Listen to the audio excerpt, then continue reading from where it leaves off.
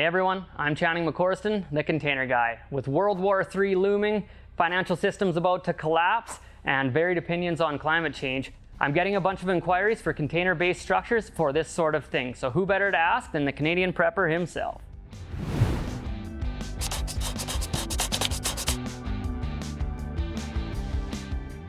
Okay, you set the bar a little too high there, but I'll try to do my best to answer whatever questions you have, but no promises. Well, I do have a ton of questions, and we get all sorts of inquiries for preparedness style, storm shelters, underground bunkers, a lot of sorts of things, and I have a lot of questions to ask. So what we're going to try to do today, we're going to take you around to various parts of our warehouse here. We're going to show you different types of gear that you can outfit your container with, because I know that you make a lot of containers that are within the realm of self-sustainability, off-grid lifestyle, emergency preparedness. So we're going to try to get you guys some ideas on how to stock your container with the best types of gear, because one thing I swear by is getting people connected with the absolute best possible gear that's out there. Of course, right now, there's a lot of anxiety about the future. So there's a lot of people capitalizing on that by selling people things that are unreliable when they're gonna need them the most. So we're gonna try to get you guys connected with the absolute best, okay? And so your YouTube channel, The Canadian Prepper, check that out after this video, or check out his website, CanadianPreparedness.com. You can see all of these products. They're available for sale, and you can get yourself prepared for when shit hits the fan. Let's hope it doesn't happen, but if it does, you'll be ready. And I always tell people, prepping is the best insurance policy.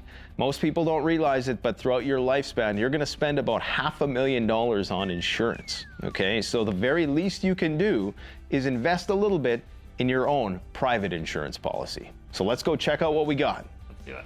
All right. So if you follow my channel, you know that I build a container envelope that'll last a long time. So I think what we got here is something that'll stay inside there a long time. So let me know what we're looking at. We got a lot of stuff on the table here. And one of the main things is food storage. Obviously, when you're talking about preparedness, most people are looking at wanting to get food that's gonna last for a long time. Now, there's a variety of different ways you can do this. You can dehydrate it, you can freeze dry it, you can can it. Two of those methods we have on display here. So over there, that big machine is a Harvest Right freeze drying machine. And that will actually allow you to convert most foods, probably 90% of food, and make it last around 25 to 30 years. Okay, so we're talking about anything. And as you can see here, these are all pre-made entrees that various companies offer.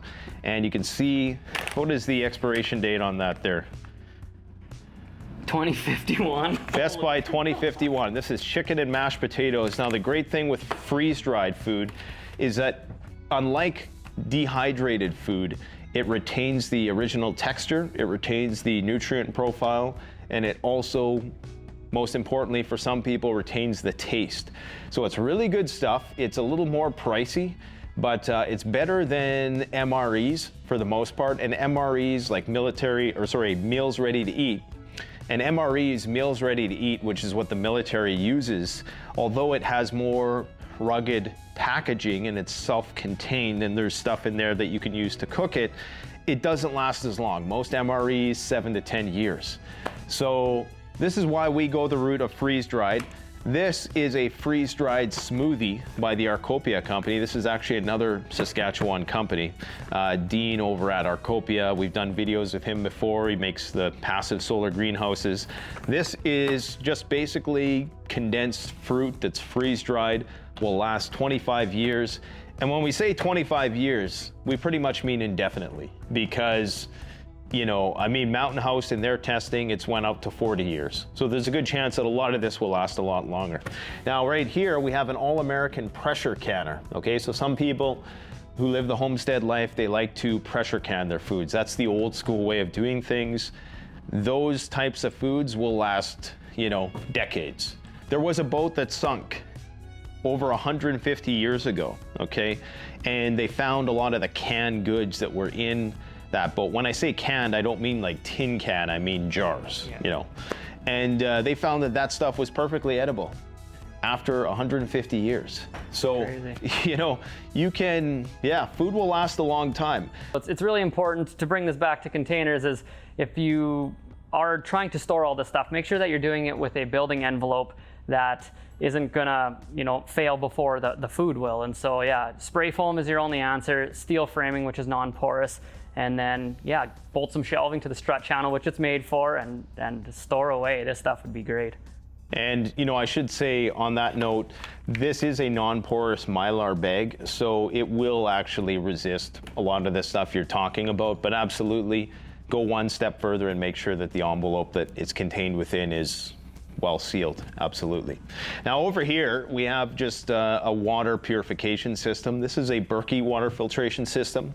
You can get the different types of carbon filters for it. Comes in a variety of different sizes. These types of gravity filter systems are the best because they're the easiest to use. Prior to having a well dug, especially if shit did hit the fan, you know, you're gonna need something like that, I guess, to cover your bases just from the local stream or maybe a well that isn't, you know, you don't have your bladders. You got to change those things all the time, and those things wouldn't last forever. So. And you know, I mean, in fairness, in the old days, we survived somehow without water filtration. Mind you, the waterways were not contaminated like they are now. What I will say is that there's another cheaper solution, which is to get yourself what's called pool shock. It's calcium hypochlorite, and you can use that to make bleach, and then you could purify your water that way. Would there be a concern with storing like your food and your water with, say, that pool shock or fuel or things like that? Like would one want to have different containers to store that? Or? I think anytime you're storing chemicals, you should probably try to isolate it from your food supply. But again, these are Mylar sealed containers, so they should be perfectly fine, but yeah, might keep the pests away. I think for ultimate preparedness, and we've actually been just recently looking at this, is burying a shipping container. So we've developed some new brackets that allow us to frame on the outside of a container, and we think we can almost build some concrete forms. It's a bit of a secret yet, but hopefully we can show you guys. And yeah, like encapsulate a container with concrete, bury it, even if it's three or four sided and the door is exposed in the side of a hill, but then maybe we could generate a root cellar type storage unit and then have just your regular ventilated container for your fuels and your chemicals and things like that. And yeah, definitely keep them away from your produce. That'd be very cool. Absolutely. Yeah. All right, well, should we head on and see what else we got going on? Let's go check out our power systems. Sweet. Yeah, and I get to come here and I get to see all this cool stuff, so please tell me what this all does. Yeah, a lot of these are like portable power systems. So they can be stationary or they can be portable, which is why they have wheels on them. Some of them are smaller, as you can see. This one's really small, this guy's really big. And typically, you know, if you want enough power to run your entire off-grid tiny home on, you're gonna have to likely go bigger. Most people don't realize that in order to power larger appliances, it takes a lot of power, okay? So this is not going to, none of these are going to be a replacement for your lifestyle that you lead right now, where you're basically, you know, running your dryer and your washing machine and, you know, but it'll power most things. We got some really cool brackets that we mount up on the top of the container, a CSM RB that we call it, and it allows us to make this full strut channel structure on the roof of a container, and then with that we can fold up solar panels and fold out solar panels. And so with that type of solar energy input, would this, how big are these? How, like, would it store this? For something like that, you would want to go no smaller than, I think, these, either these EcoFlow Deltas or these Zendure. This is a new product that Zendure just put out. It's one of their biggest units. It's more powerful than a Powerwall. Most of the electronics you're going to use in your home are going to be very low drain devices like TVs, even computers to an extent, any of your iPads, your phones, lighting. It's pretty, especially the high efficiency LED style lights, they don't take a whole lot of power. But you know, you don't want to run a heater off this because that's going to take way too much power. You don't want to run like kitchen appliances. Those are going to take way too much power. Anything that needs to generate heat is not going to be good with this type of system. But this will be compatible with what you're talking about for your containers. You just buy this, you roll it into your container, you plug in your panels, and now you have battery backup. And then when you want to go camping for the weekend, instead of bringing your gas generator, you just throw this in the box of your truck and get at her. And I think there's a lot of benefits to it. And this is a very similar system. So similar power specifications. This is the EcoFlow Delta system, and it's stackable, so you can add pretty much as many extra batteries as you want. So you can expand the power supply as much as you want. Sorry, you can expand the battery capacity as much as you want. And same with here, that's a stackable system, right? It is, yes. You could stack as many of these pretty much as your pocketbook will allow, Yeah. which it's not going to be much for most people nowadays. But yeah, and then there's smaller units, right? So there's the Superbase Pro, which is putting out around 2 kilowatts, which is more than enough for anything you're going to need in the outdoors.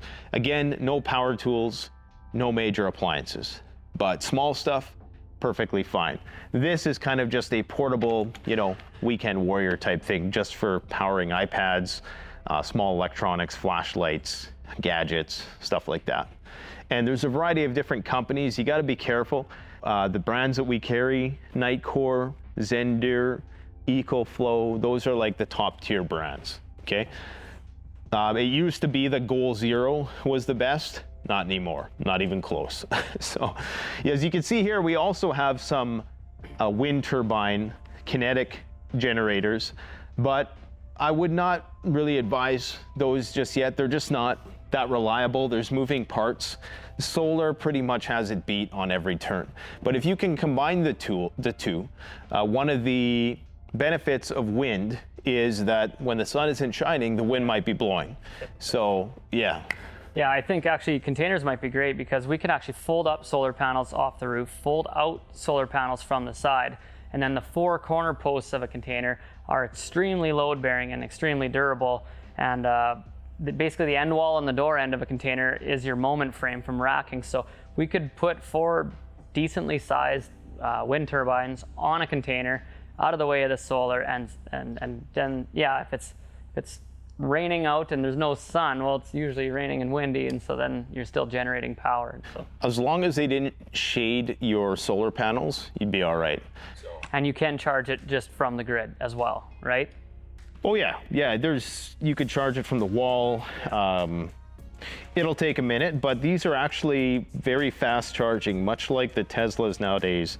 This can charge almost to 80% in like a couple hours. Oh, crazy. Yeah, and actually, speaking of, if you got an EV, you can charge your EV with this unit. But it's just kind of one of the extra gimmicky features they try to sell you on. I do not think that it's the most ideal. Really, you're gonna get what, like 50 kilometers out of a full charge of this? So it's just kind of an extra thing. If my Tesla's in my garage and the power's out and I just have a bit of juice in here and I need to get somewhere, sure. Yep. You could do that, yeah. Sure. We also got a Starlink here, and the reason why I wanted to show this, because off-grid, a lot of people nowadays are worried about the internet, and a system like this will easily power your Starlink for as long as you need. And yeah, I love Starlinks. I actually have 3 of them. Mine are all the round ones. So do you pay the subscription on all 3? Yeah. Holy shit. Yeah. High roller here. Well, I got one at the cabin, one at home, and one somewhere else. If you got the hardware, they'll gladly take your money. Yeah. So there's plenty of off-grid power solutions that come pre-made, plug and play. If you're somebody who doesn't want to have to do all the DIY installation, and they're safe also. They have lots of safety features that prevent any sort of accidents from happening. And in fact, I would say a portable system like this that you can kind of move around, and if you're not there, keep it away from stuff. It's not built right onto the wall, then it's less of a hazard. So in this instance, I haven't bought any of this stuff, so yeah, I was excited to get a tour of that. But let's move on. What else you got to show me? All right, let's head over to heating. Let's talk about heating your space. Yeah, for sure. Because that's number one. I mean, one of the first rules of survival is shelter, right? So you have to make sure you keep yourself warm. If you're not warm, you ain't doing anything else. So let's go check out some heating options. So one way to keep warm is to wear caribou hide, but another one is to install a heat source, especially inside your container, we did a really cool mod a little while ago where we had solar panels on there, we had the MPPT chargers, the battery, and then we also built a frame that goes in the side of the container, and it was a thimble and a fireproof thimble that allowed an exhaust stack to go through the wall of a container. And so I see this, I can tell by the way that it's staining, it's been used, and it's stainless steel, so this is really cool. Curious, could this go out the side of a can, or would it have to go through the roof? You could go out the side, you could go through the roof. There's elbows, there's 45-degree angle joints that you can use. And you know, Winterwell is just one company. There's a variety of different wood stoves. These are built for portability once again, but they can be used as a stationary system. And as long as you have a good airflow, like you have some good ventilation, you should be good to go. The cool thing about Winterwell, this is actually our oven stove, so this is a very unique one. So there's actually, this is definitely built for portability. There's an oven in the back. Oh yeah. Yeah, so you can actually, the hot goes by and you just put your... Yeah, you just cook your baked potatoes and stuff in the back there. And you even have your glass view. Most Winterwell systems have that glass view so you can view the fire inside. Some have the glass going along the side. It's a good system. It's heavy duty, you know, stainless steel. I think it's 304 or something like that, but very durable. Now, if you're wanting something permanent, you're probably going to look for like a cast iron or something, right? Like the old school cast iron type stuff. And if you guys are wondering, yes, we do sell the fur as well. Oh yeah. We have a... Too hot already. Yeah, we have a resident fur who hand makes all of these fur mitts and stuff as well. So for most people, wood is going to be one of the best ways to heat your home because it's indefinite for the most part. Fuel can run out, right? And it's also a little bit more hazardous to store large amounts of propane. Now, you were saying that you had outfitted one to work with a propane generator? Just as a wall-mounted propane heater. They're really cool heater, actually. Yeah, you can have your tank outside. You don't have to have it inside unless it's really cold. I don't think you're allowed to have it inside, but really it's the difference of working and not if you have it in your conditioned environment. For sure. So, I've heard plumbers. some stories of bunkers, people, you know, putting propane, and that's one thing Atlas swears against, but there's portable options. Yeah. That heater exhausted outwards. It's just the tank itself, we even found for our portable offices, once it gets to like minus 20, minus 30, the tank outside freezes and then your propane doesn't work. And so, I don't know, get a plumber to install everything and deal with it. There's many options for wood stoves, and I'd say just make sure, of course, you're in a wooded area where you can get wood. That's what you're gonna need, right? So most people, if they're putting this in the forest, they're not gonna have a problem, so. Yeah, I love wood heat. I think it's a great backup to whether it's natural gas now or electric or anything, especially electric heat pumps are actually probably your most efficient way, and it's going to be the way of the world. Everyone's going to move to heat pumps, but in Canada we have an issue where once it gets to minus 25, minus 30, there's air to water heat pumps coming out now that are actually, they'll work up until minus 35, but we get minus 45, we get minus 50 here. It happens. And so at that instance, we have no heat, and wood has to be your backup, even now, even in today's day and age. Just make sure you have a carbon monoxide detector in there also. Yeah. Gotta have that. I want to show you guys a kick-ass hunting e-bike. Let's go check it out. Let's see it. All right, so who doesn't want an e-bike that's called Rambo and is in camo?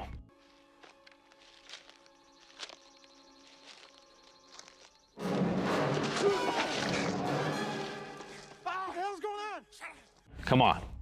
I want one. Yeah, these things are just badass. They're for hunting, so they're quiet, right? Whisper quiet. You can't hear this thing. That's one of the best things. You driving in on a quad or something, all the wildlife can hear you, and they're long gone by the time you get there. This thing, you can sneak up on them, and it's rechargeable via solar. I think it has around a kilowatt-hour battery pack or something like that. I'm not sure the range on this one. It ranges between, you know, up to 100 miles in some cases. You could always back bag another battery. Rambo makes the best e-bikes, bar none. American company, and some of their e-bikes are so powerful they're actually illegal in Canada. Like, we're talking about dual 1,000-watt motors. Yeah, and they're just beasts. I mean, they can go uphill and they can haul stuff. You can put a trailer on it. Probably come with a bit of a price tag, but if you can afford it, and if you're looking for something like this. It's like an off-road Tesla of e-bikes. Okay, but it doesn't drive itself, you still have to drive it. And behind me here, we got the mighty Russian Bear tents. Okay, you can still get those at CanadianPreparedness.com until the government cracks down on it, which should be any day now. Handmade, right next to the nuke factory. Yeah. Tents and nukes. That's what they're good at making. Their ammo. It's double, it's triple line, man. It's got so many features on these things. In fact, it's one of our most popular videos on the channel was our review of the Russian Bear tent. But we're talking about shipping containers. So let's go talk about CBRN, because if we're talking about end of the world type stuff, you got to be prepared for chemical, biological, radiological, and nuclear threats. That's where we're going to go now. So you mentioned nukes. Imagine one of them would obliterate a container if it was close enough, but we actually have developed blast-resistant structures, or a framing system anyway, that we'd like to get certified and reviewed by structural engineers. So it's something that we're working on, because at like oil refineries and stuff right near us, when they do shutdowns and stuff, they do want to have offices that keep the people safe in case there is a lower PSI blast. You're talking about nukes. If you're, obviously a container is not going to survive a nuclear blast, but let's say somebody has their shipping container in an off-grid environment, but the fallout from a nuclear blast blows for hundreds of miles, okay? So in that case, you may be surrounded by fallout, right? And so you would want to, if you had to go outside to get some wood or get something like that, you wouldn't want to be exposing yourself to those radioactive particles. So that's where a MOP suit comes in handy. This is a mission-oriented protective suit. So this will protect against chemicals, biological contaminants, and alpha beta particles, radiation. Nothing's going to protect you from gamma. As you can see, this guy has some butyl rubber gloves. He's not wearing our full gas mask. I'll show you, like the gas masks that we have here, those are real deal gas masks. This is actually just a carbon monoxide fire mask that really is a cheap throwaway sort of thing that everybody should have in their home. Everyone should have that in their nightstand almost. Your smoke alarm goes off, you grab it and go get your kids, and you can walk through the smoke with that thing. Especially if you live in an apartment or a condo, you absolutely need a way to filter out carbon monoxide and smoke. Now, most people, our Seaburn Sammy's fallen over here. Doesn't take gut shots. No, he's not built for that. But this is something which, what was I gonna say? It's something that, you're probably not gonna need unless this is for the more advanced prepper. Not everybody's going to have to go MOP suit. We have more cost-effective options that are in like the $100 to $150 range. This is a $1,000 suit that for most people is just not going to be practical unless you're Bill Gates or something like that. And trust me, guys, the richest people in the world are prepping, and the richest people in the world know what's coming, so you better be prepping too. Please, comments down below. Let us know what you think about this, and also just another subtle reminder. Check out his channel, because he's got all this stuff over various videos. Whether or not your audience likes it, my audience will. So make sure you build a lot of prepping shipping containers, and I'll make sure that we can help you get rid of them, because there's a lot of people out there who, when we went for that walk around your yard, like I was amazed that my brain was just, firing on all cylinders, thinking of all the cool things I could do with these. So there's 1,001 uses for them. And it's not all about, doomsday apocalypse. Sometimes it's just about having a cool retreat in the woods. So how about we go check out some first aid gear? Yeah. Because that's important too. For sure. Okay. So since hanging out with you, I was a little naive at some of the prepping things at the start, and I've done a bit of research, and I keep coming across the word bug out. What does bugging out mean? It just means getting the hell out of Dodge when the shizzy hits the fizzy, as I'd say. So, when things go wild, you got to get out of Dodge. Now, ideally, you would shelter in place. We call that bugging in. I'm not sure where the term originated, but I do think it's an old military term, bugging out, which basically just means you got to get out to a safe place. Now, ideally, you'd stay at home, but sometimes you have to go. And when you got to go, that means you got to put your shelter and all your stuff that you're going to need to survive on your back. That's why they call it a bug out bag. Now, we've created something called the bug out roll, which is just a very durable, high-vis system to organize and compartmentalize all of your gear and have it within visual access. So what we have here is a first aid kit, which is in a bug out roll. And how this works is it'll roll up, okay, and it wraps up and it straps up, and you can hang it on a wall. The great thing with this is that everything is visual, right? So if there's a medical emergency, you can have access to visual stuff. This would actually work very well in a shipping container because it would allow you to use the wall space as opposed to, like, you could hang this. You know, there's a loop that you can hang it. And it's just a convenient way. And what this was made for is organizing your gear when you're out in the woods. If you're like me, you lose stuff a lot. And it's way easier than fumbling through a backpack. So you can hang this on a tree, and it's like your portable closet in the woods. And this is all made with like a really heavy gauge, cold crack, heat resistant vinyl. It's like the heaviest gauge you can get. Really heavy duty YKK zippers, 600 denier Cordura.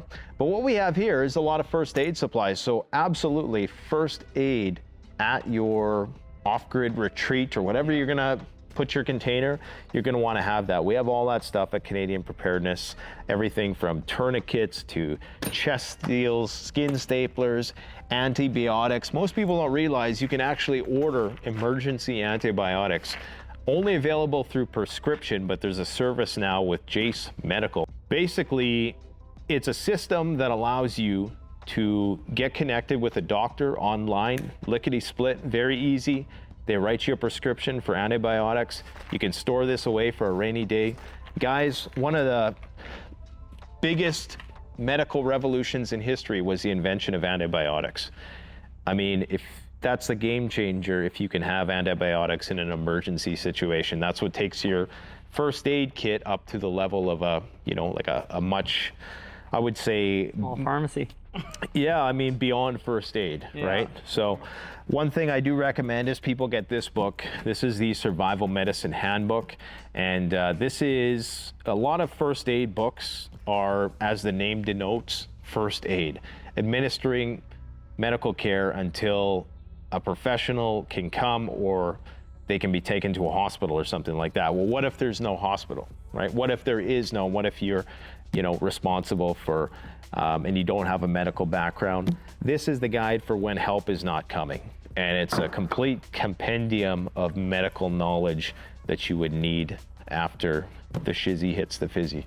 Honestly, just being unaware of some of this stuff, and I guess an outsider looking in, just once you open this up, like, it is an insane amount of thought and work that you guys have done to put all this together. And just, I guess if you're busy or, you know, you want to be efficient, and rather than go buy all these things individually, I think just to buy this pack, like, well, I'm a shopper here. I kind of want one. We don't sell this as one kit. Oh, you don't? Okay, yeah, no. We sell the roll. Yeah. Sorry, guys. If we sold this as one kit, it would be thousands.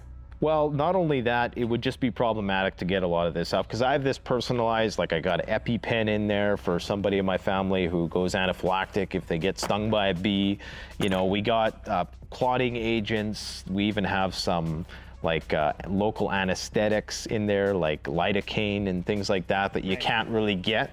So, but I would encourage you to build your own, because you're going to learn about each individual item. That makes sense. Yeah, I mean, you know, when seconds count, you know, it helps to know where everything is. And one thing that is not visible here is a tourniquet, but that's something that everybody should have in their survival kit, because that could mean the difference between life and death. So where should we go next? Should we just do the weapons now? I was going to say the weapons. I was waiting for the weapons. Okay. Now that we discussed the medical stuff, I think we're safe enough now to go check out some weapons. Yeah, I'm super excited for that one. Let's go see that.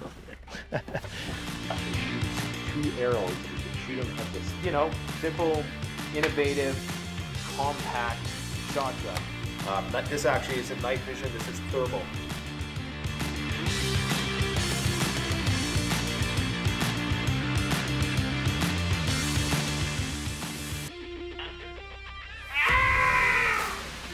This is not a good substitute for, like, your, what is the most popular 22 called again? the Ruger. Ruger, yeah, Ruger. Really? Yeah. Nailed it.